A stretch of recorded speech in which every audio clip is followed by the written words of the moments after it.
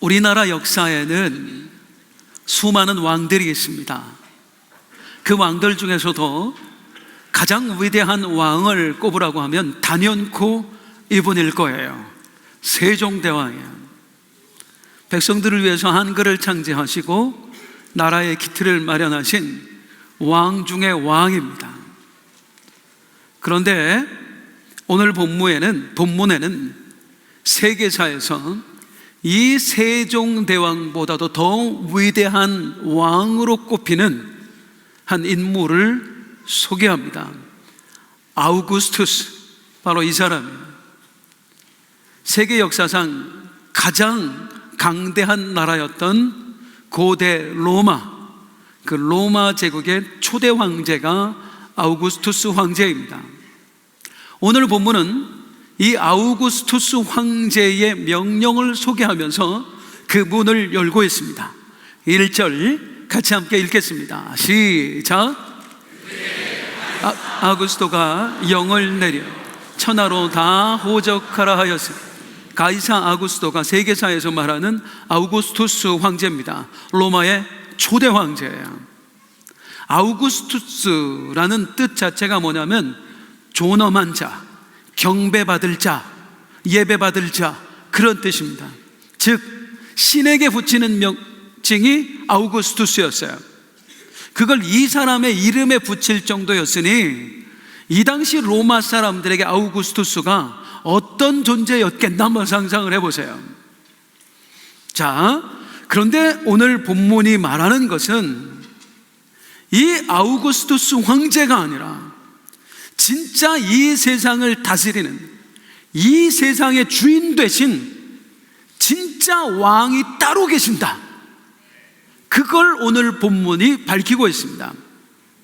당시 다시 말씀드립니다마는 로마 사람들에게 아우구스투스는 그야말로 신적인 존재였습니다. 그런데 누가복음의 저자인 누가는요, 이 아우구스투스의 이름과 명령을 빌려서 진짜 이 세상의 명령권자가 누구이고 이 세상의 왕이 누구이신가 하는 것을 명확하게 드러내고 있어요. 그럼 어떤 방식으로 그 사실을 드러내고 있을까요? 자, 아까 읽었던 1절 다시 함께 읽겠습니다. 시작.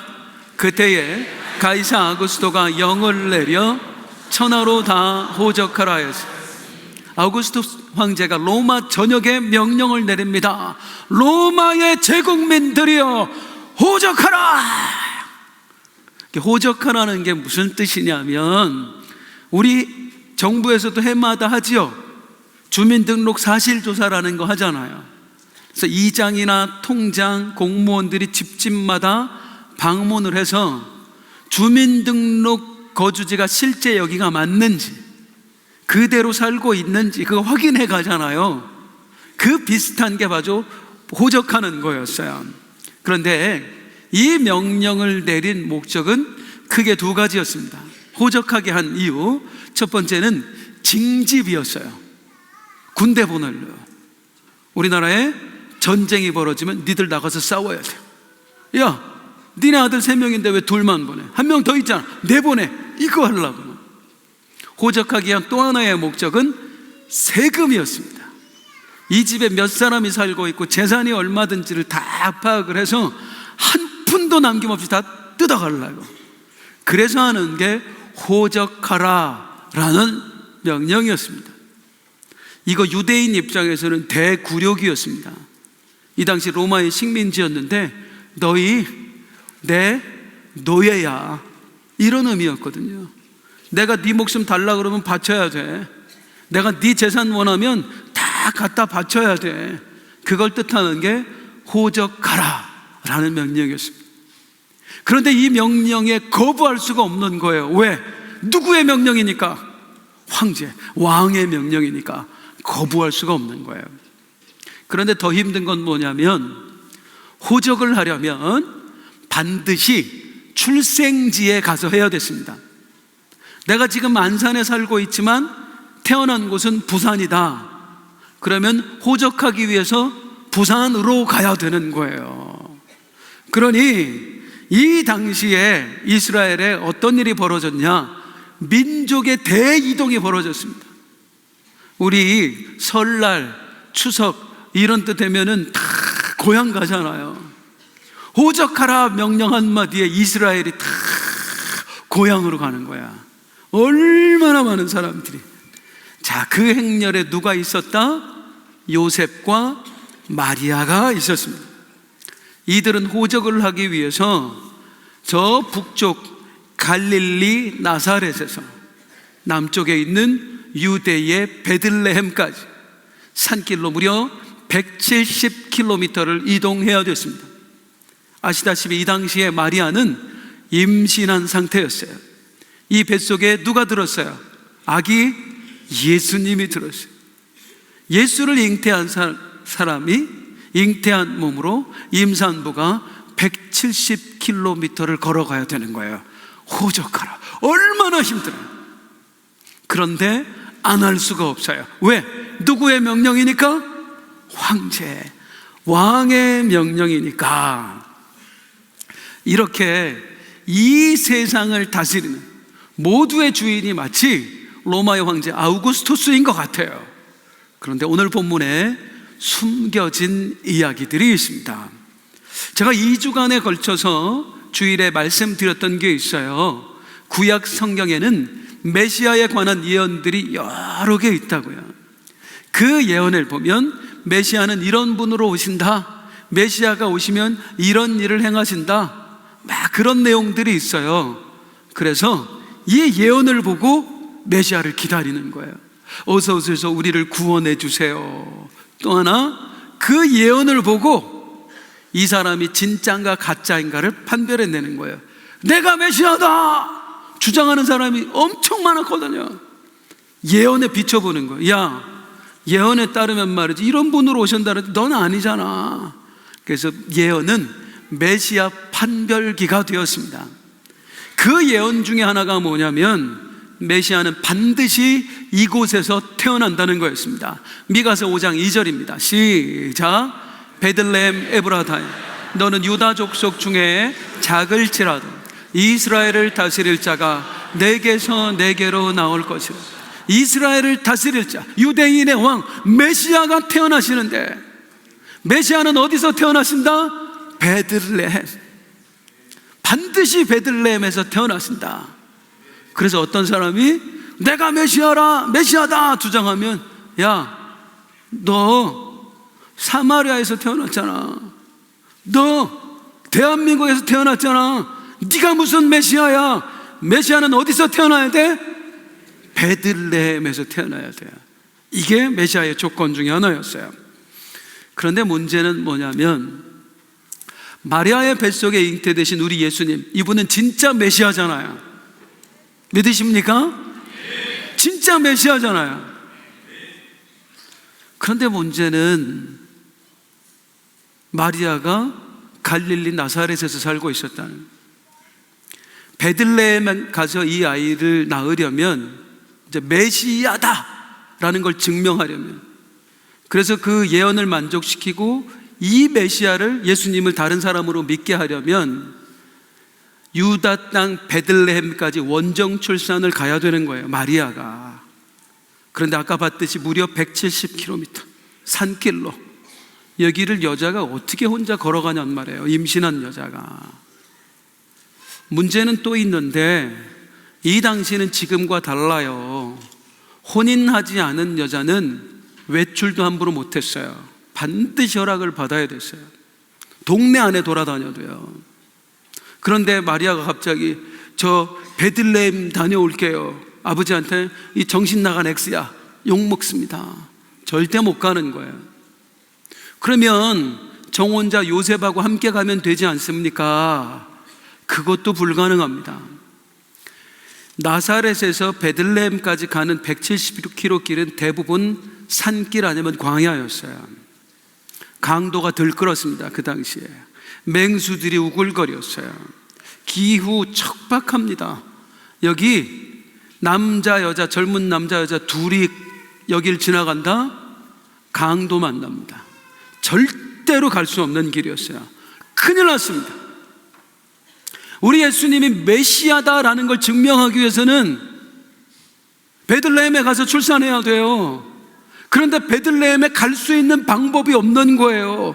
이대로 출산했다간, 나사렛에서 태어났다간 큰일 나는 거예요. 아무도 예수님을 안 믿는 거예요. 그런데 바로 그 순간에 로마의 황제 아우구스투스의 명령이 떨어지는 겁니다. 모든 로마의 제국민들은 고향으로 가라.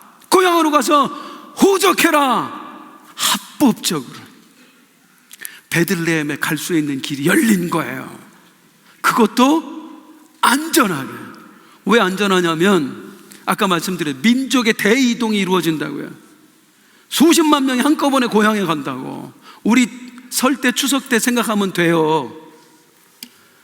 너무나 많은 인파가 한꺼번에 움직이니까 강도떼가 올 수가 없는 거예요. 맹수들이 침범을 못하는 거예요. 아주 안전하게 합법적으로 베들레헴에 가서 우리 예수님을 출산할 수 있는 기회가 열려진 겁니다. 누구의 명령으로 인해서? 로마 황제 아우구스투스. 묻겠습니다. 이게 아우구스투스가 한 일일까요? 그 뒤에 하나님이 계실까요? 하나님이 계실까요? 하나님이 계신 거예요. 이 역사에서 우리 하나님은 늘 그런 식으로 일하셨거든요.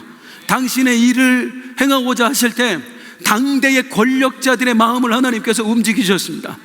애굽의 백성들, 하나님께서 이스라엘 백성들 건져내기 위해서 그 당시 애굽왕 바로의 마음을 움직이셨던 분 우리 하나님이세요. 바벨론 포로되었던 이스라엘 백성들 해방시키기 위해서 고레스 대왕의 마음을 움직이셨던 분 우리 하나님이세요. 하만이라고 하는 사람이 계략을 펴서 이스라엘 백성들 다 죽이려고 할 때 그때 아하수에로 대왕의 마음을 움직이셨던 분은 우리 하나님이세요. 그 하나님께서 이번에 또 한 번 역사하시는 거예요. 로마 황제 아우구스투스의 마음을 움직여서 마리아가 우리 예수님을 베들레헴에서 출생할 수 있도록, 우리 예수님이 공식적으로 메시아임이 인정될 수 있도록 뒤에서 하나님이 역사하신 줄로 믿습니다. 이렇게 볼 때 그 당시 진짜 이 세상을 다스리는 왕이 누구시냐 그 말이에요. 사람의 눈으로 볼 땐 로마 황제가 다스리는 것 같아요. 아우구스투스가 명령을 내려서 행한 일인 것 같아요. 그런데 그 이면에 진짜 이 세상을 움직이고 계신 분은 우리 하나님이었습니다. 진짜 이 세상의 왕 되신 분은 우리 하나님이셨습니다. 이 사실을 믿으십니까? 하나님이 온 세상의 왕 되심을 믿으시나요? 그렇다면 우리가 또한 믿어야 될 건 뭐냐면 그 왕 되신 하나님은 나의 왕이 되신다라는 겁니다. 세상의 왕만 되시는 게 아니라 나의 왕이 되시는 거예요. 내 인생의 왕이십니다. 내 가정의 왕이십니다. 내 사업장과 일터의 왕이십니다. 우리 자녀들의 왕이세요. 우리 미래의 왕이세요. 우리가 성탄절마다 우리 예수님 어떤 왕으로 오셨다고 그래요? 평강의 왕으로 오셨다고 그래요. 그걸 믿는데도 우리 마음에 평강이 없어요. 삶이 어려워서, 고통스러워서 우리가 염려하고 근심하고 있어요.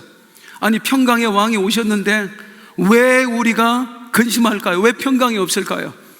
그분을 왕으로 모셔드리지 않았기 때문이에요. 여전히 내 삶을, 내 가정을, 내 사업장과 일터를, 내 자녀의 앞날을 내가 다스리고 있기 때문이에요. 그러니까 우리가 두려운 겁니다. 진짜 평안을 얻기를 원하십니까? 맡기세요. 그분의 왕 되심을 인정하세요. 그분의 다스림에 나의 삶의 영역을 맡기세요. 그때 진짜 평안이 임할 줄로 믿습니다. 자, 첫 번째, 이 세상의 왕은, 진짜 왕은 누구시다? 하나님이시다. 오늘 본문이 그걸 얘기했어요. 두 번째로 오늘 본문이 소개하는 이 세상의 왕이 있습니다. 그분은 누구시냐면 7절 말씀 같이 읽겠습니다. 시작. 첫 아들을 낳아 강포로 쌓아 구유에 누웠으니 이는 여관에 있을 곳이 없습니다. 예수님 태어나셨어요. 구유에 놓이신 왕, 그분이 이 세상을 다스리는 또 한 분의 왕이십니다. 예수님이 우리 왕이세요. 그런데 이 예수님 왕은 세상의 왕과 전혀 다른 왕이세요. 어떤 왕이실까요? 이제 예수님의 탄생 이야기를 잠깐 전해드리겠는데, 우리가 오늘 여기서 몇 가지 풀어야 할 오해들이 있습니다. 성도님들, 오늘 저랑 성경 공부 좀 해봐요. 자, 요셉과 마리아가 베들레헴에 도착했어요. 그래서 열심히 숙소를 찾다가 없어서 결국에 어디서 예수님을 낳았어요? 마구간이에요. 이런 식으로 얘기하니까 요즘 세대들이 안 믿는 거예요. 이게 너무나 허무맹랑한 이야기 같거든요. 사실 여기에는 숨겨진 일들이 있습니다. 우리가 오해하고 있는 것들이 있어요. 먼저 요셉과 마리아가 베들레헴에 도착해서 숙소를 찾아다녔는데, 그 숙소가 어디래요? 여관 찾았대요. 자, 7절 다시 한번 볼게요. 시작. 첫 아들을 낳아 강보로 싸서 구유에 뉘었으니 이는 여관에 있을 곳이 없어. 여관을 찾다가 없어서 마구간으로 갔다는 거예요. 이 여관 잘못된 말입니다. 우리가 생각하는 그 여관이 아니에요.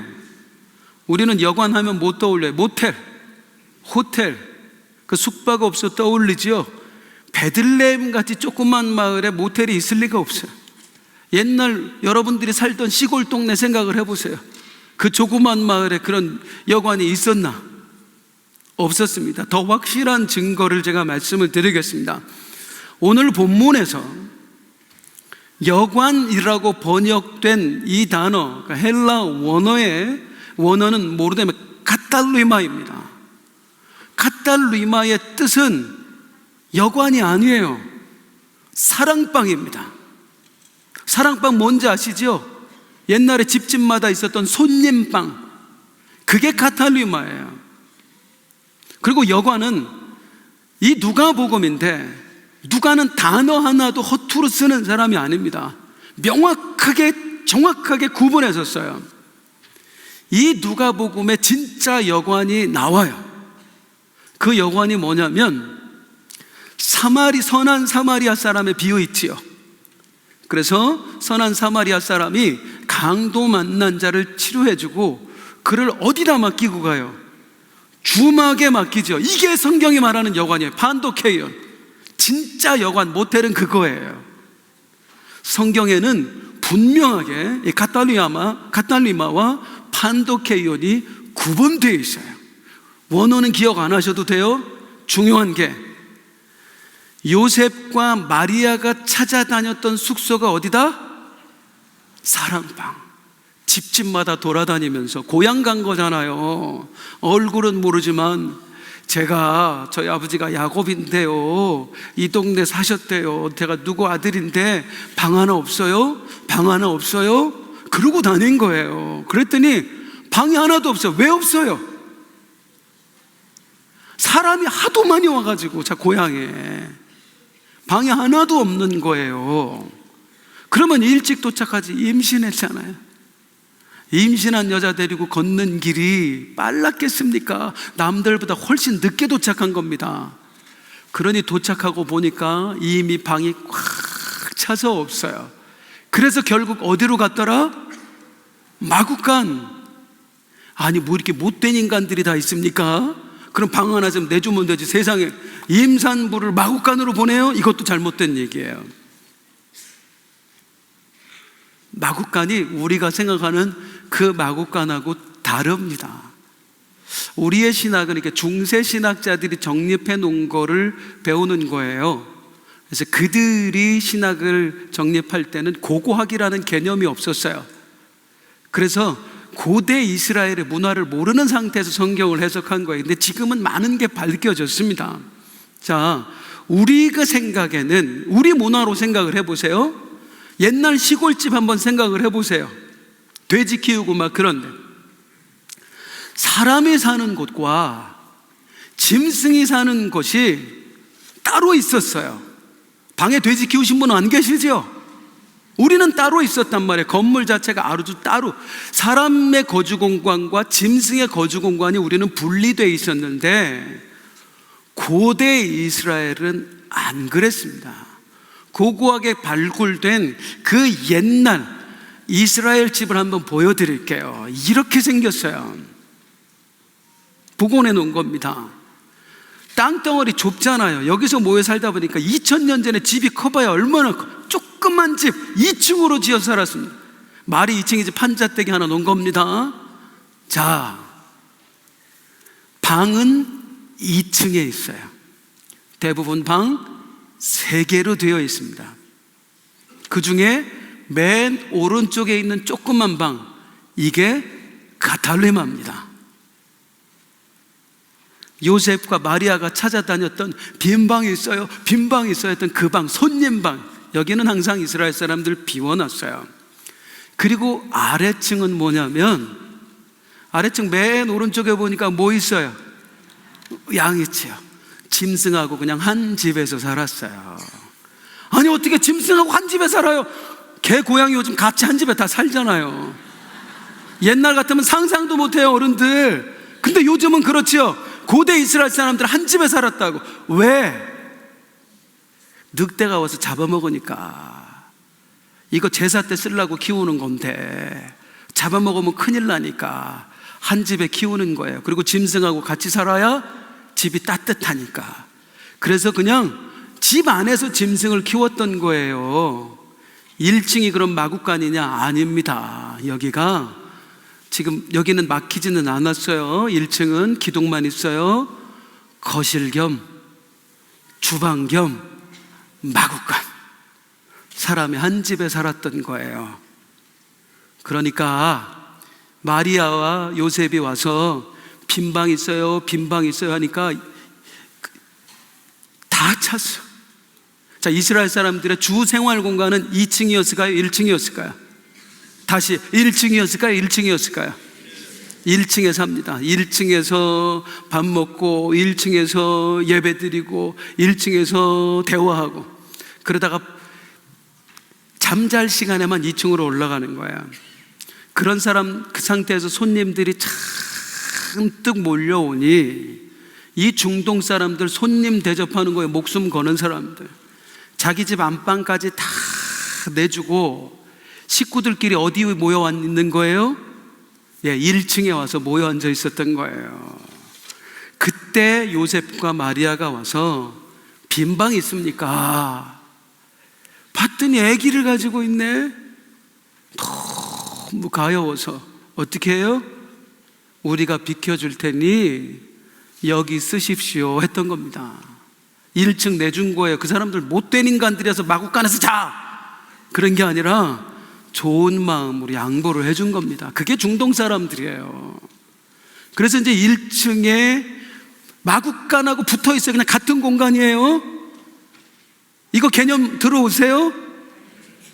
아파트에 거실에 개집도 있고 고양이 집도 있고 이거랑 똑같이 생각하시면 돼요. 그 상황에서 거기에 그 좁은 공간에 있는데 임신한 여자가 먼 거리를 걸어왔으니 갑자기 진통이 생긴 거예요. 그래서 여기서 애를 낳는데, 여기가 조리원입니까? 산부인과입니까? 무슨 시설이 있어요?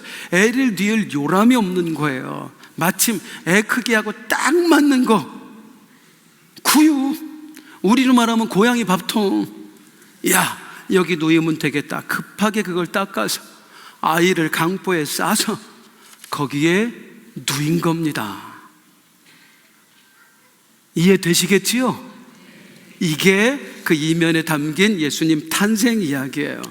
여관이 없어서 마구간 가, 그게 아니라 사랑방이 꽉 차서 주인이 거실까지 내줘서 그 집 거실을 차지하고 거기서 아기 예수를 낳은 겁니다. 자, 사실 하나님 안 그러셔도 되잖아요. 이 세상에 왕으로 오시는 예수님, 왕궁에서 태어나게 하실 수 있는 분이시잖아요. 그런데 우리 하나님 서민 중에 서민, 그것도 그 집 거실, 짐승하고 함께 있는 그 거실에 태어나게 하신 이유가 뭘까요? 자, 이제 여기에 담긴 의미, 왜 이렇게 보내셨는가? 아까 말씀드렸습니다. 이 마구간, 이 짐승하고 함께 있는 이 거실이 이스라엘 사람들의 뭐라고요?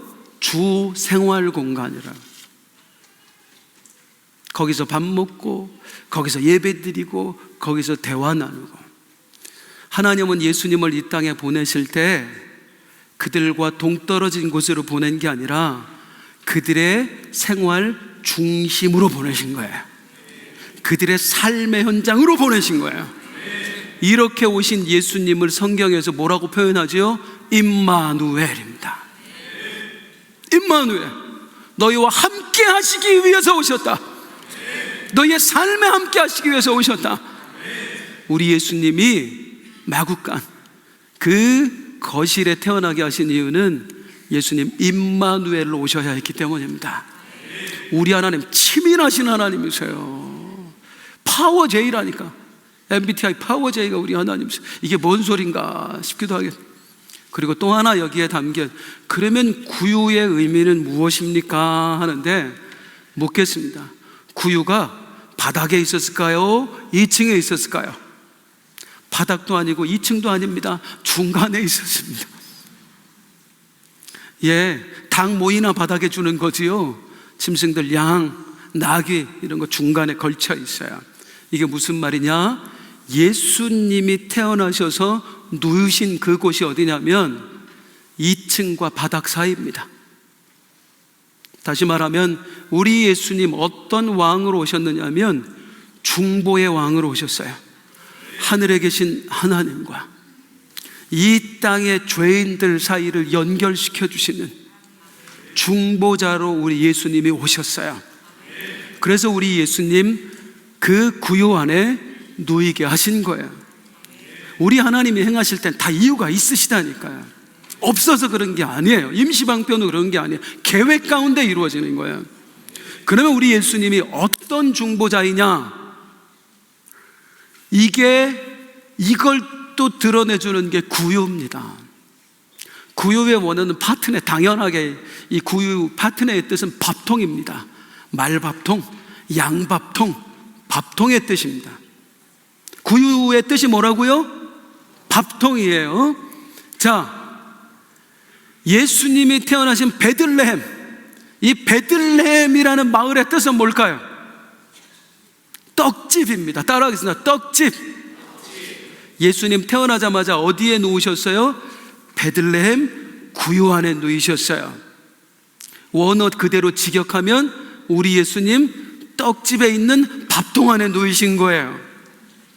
자, 이제 중요해요. 떡집에 있는 밥통 안에 누이신 게 원어지요.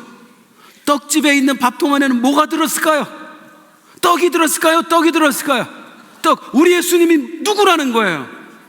떡이다, 그 얘기예요. 예수님이 말씀하셨죠. 요한복음에 내가 곧 생명의 떡이니라. 그래서 우리 예수님 그 밥통에 떡으로 누이신 겁니다. 왜?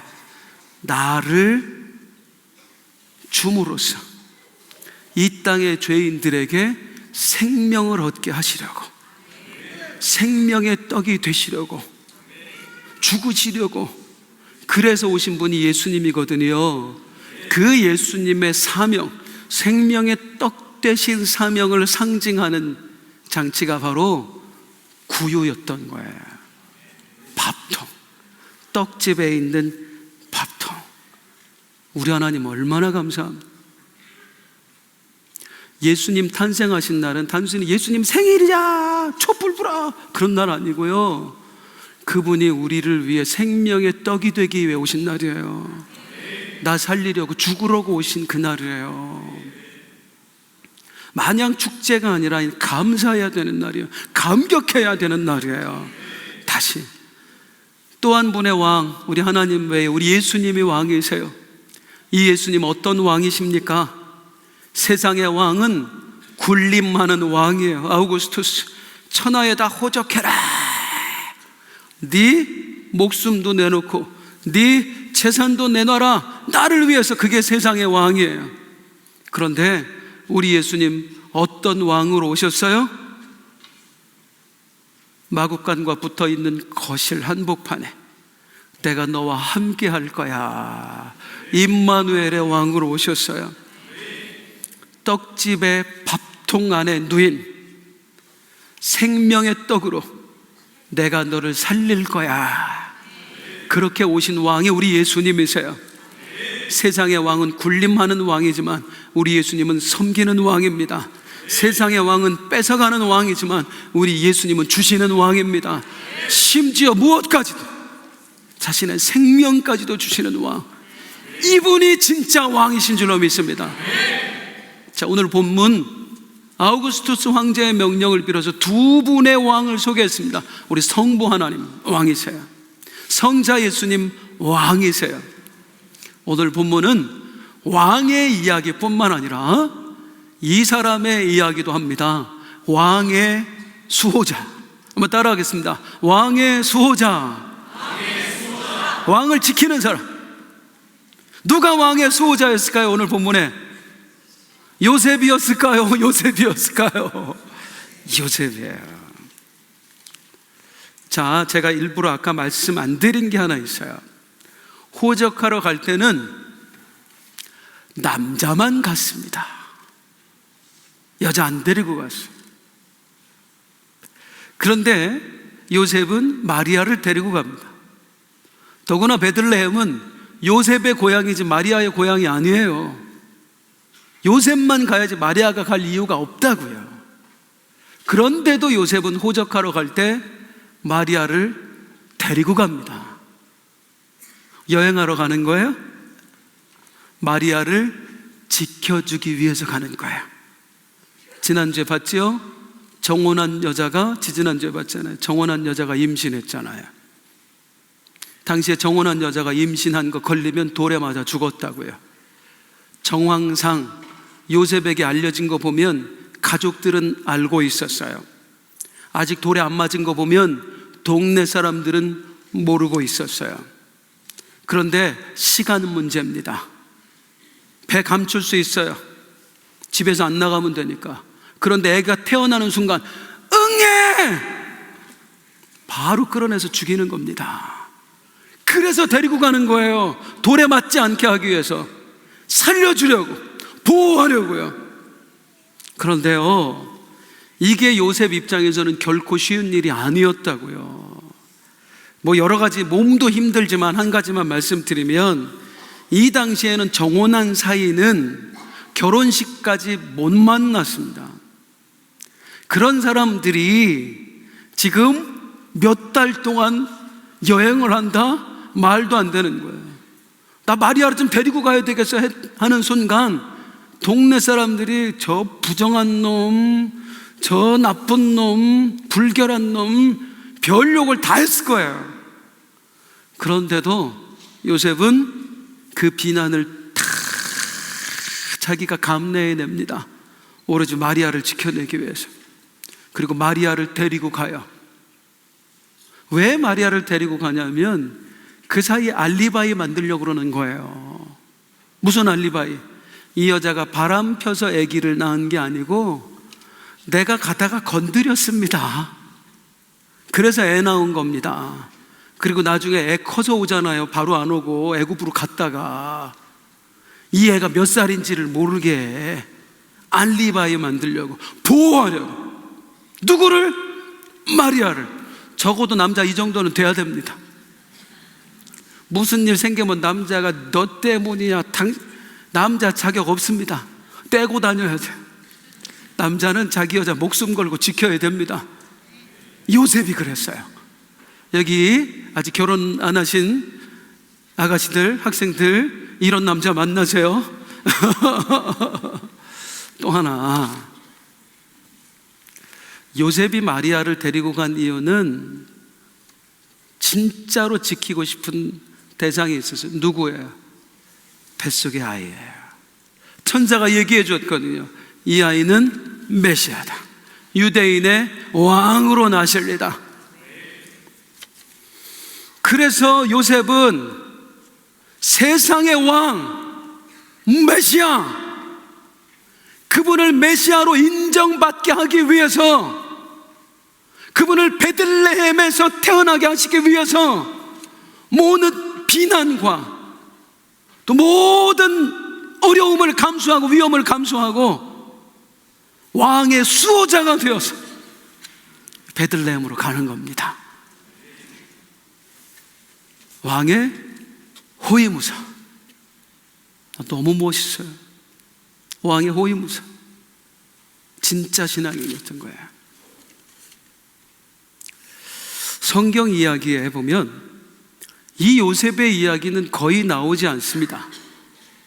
그래서 잘못 생각하면 이 요셉이 굉장히 무능하고 별 볼 일 없는 사람인 것 같아요. 그런데 성도님들, 과연 그럴까요? 우리 하나님이 행하신 일이 뭐예요? 우리 예수님, 하나님의 아들이신 그분을 이 땅에 보내실 때 세상에 많고 다윗의 자손이 한둘입니까? 그 중에 하나님이 콕 집어서 내가 네 호적에 내 아들 이름 좀 올려야 되겠다 하고 선택한 사람, 그 사람이 예수님이에요. 그 사람이 요셉이에요. 우리 예수님 요셉의 아들로 호적에 올라갔습니다. 인간이 누릴 수 있는 영광 중에 최고의 영광을 얻은 사람이 바로 요셉이에요. 하나님께 선택된 사람. 그게 누구? 왕의 호위무사. 이 성탄의 아침에 우리 예수님의 탄생 이야기, 그동안 우리가 잘 몰랐던 이야기를 함께 들었습니다. 이 세상의 진짜 왕 누구세요? 우리 하나님이세요. 아우구스투스, 눈에 보이는 왕의 세상을 다스리는 게 아니라 눈에 보이지 않는 하나님, 그분이 진짜 왕 되셔서 이 세상을 다스리고 계시는 줄로 믿습니다. 내 삶 당연히 그분께 맡겨야지. 그래야 평안이 옵니다. 두 번째 왕, 우리 예수님. 이 세상에 왜 그런 모습으로 탄생하셨어요? 왜? 짐승을 함께 키우는 거실 한복판에 왜 오셨어요? 임마누엘, 내가 너희와 함께 하리라. 왜 그 구유 안에 놓이셨어요? 생명의 떡, 내가 너희에게 내 생명을 주어 너희를 살리게 하리라.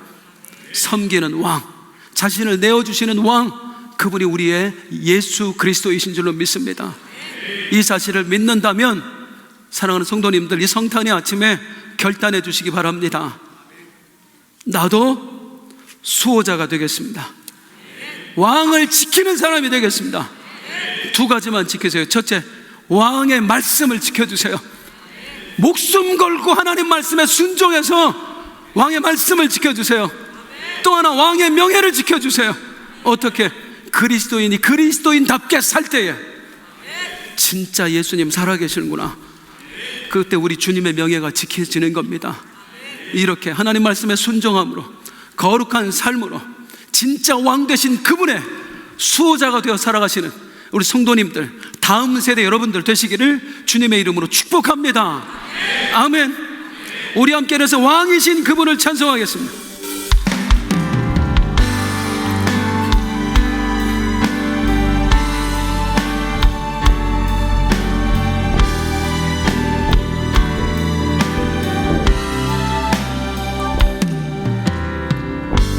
주님만이 왕이십니다. 주님만이 왕이십니다. 주님만이 왕이십니다. 주님만이 왕이시. 다시 한번, 주님만이 왕이십니다. 주님만이 왕이십니다.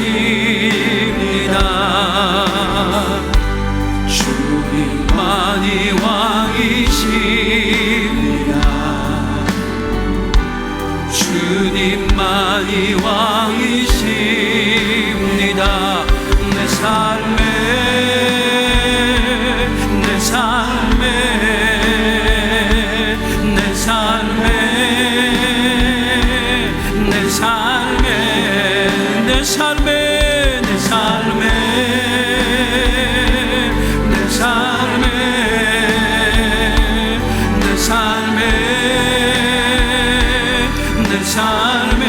주님만이 왕이십니다.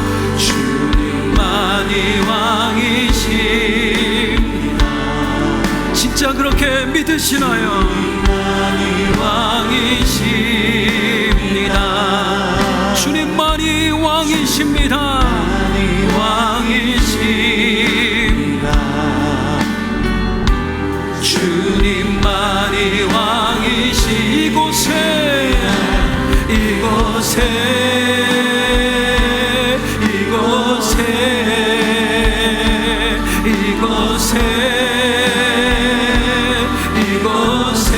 온 땅에